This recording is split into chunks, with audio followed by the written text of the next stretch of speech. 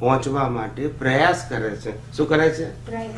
પણ કોન્ફિડન્સ આવતો નથી. લૌકિક જગતમાં જે રીતે સાધન, સંપત્તિ, સંબંધો અને સત્તામાં જે વિશ્વાસ છે, એ વિશ્વાસ હજુ આત્મા ઉપર આવતો નથી. આ કોમન ક્વેશ્ચન છે. કેવો છે? ઇન્ડિવિડ્યુઅલ નથી, કોમન ક્વેશ્ચન છે.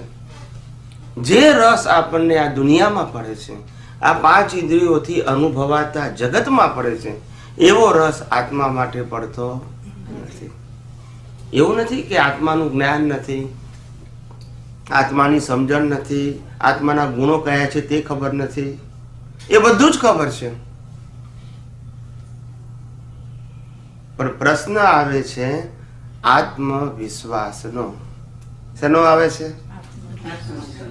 બસ એમાં બધાની ખામી જણાય છે. શું જણાય છે? કહેવાય છે ને કે હરિનો માર્ગ છે સુરાનો, નહીં કાયરનું કામ જોને, પ્રથમ પહેલું મસ્તક મૂકી વળતી લેવું નામ. એ સુરવીરતા જેમ સંસાર માટે આવે છે, આટલા બધા સંઘર્ષો વેઠીને પણ આપણે સંસારની અંદર જન્મ્યા ત્યારથી અત્યાર સુધી અલગ અલગ સમયે અલગ અલગ પ્રકારની માન્યતા વાળું સુખ મેળવવા માટે આપણે કેટલો પ્રયત્ન કર્યો છે. અલગ અલગ વ્યક્તિઓએ અલગ અલગ સંજોગોમાં અલગ અલગ પ્રકારની રીતે સુખ મેળવવા માટે કેટલો ભોગ આપ્યો છે આપણે. સમજાય છે? એવો ભોગ આપણે આત્મા માટે આપી શકતા નથી. આનું તમને રહસ્ય સમજાવવા માટે આ વાત કરું છું.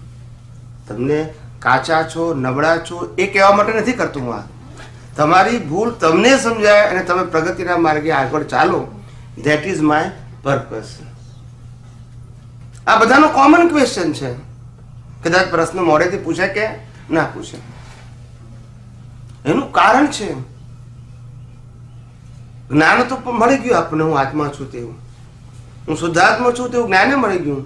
શુદ્ધાત્માની ક્વોલિટી છે તે ખબર પડી ગઈ આપણને.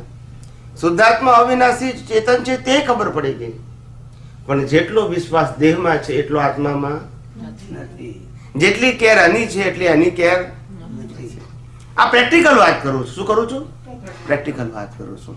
અને એનું કારણ બીજું કશું નથી, આપણી દ્રષ્ટિમાં રહેલી ખામી છે. શેમાં ખામી છે? જગતના લોકો જ્ઞાનીઓ કે છે જેવી દ્રષ્ટિ એવી સૃષ્ટિ. પણ ખામી દ્રષ્ટિમાં છે, સૃષ્ટિમાં નથી. અને આપણે આજે એ જ દ્રષ્ટિની વાત કરવાની.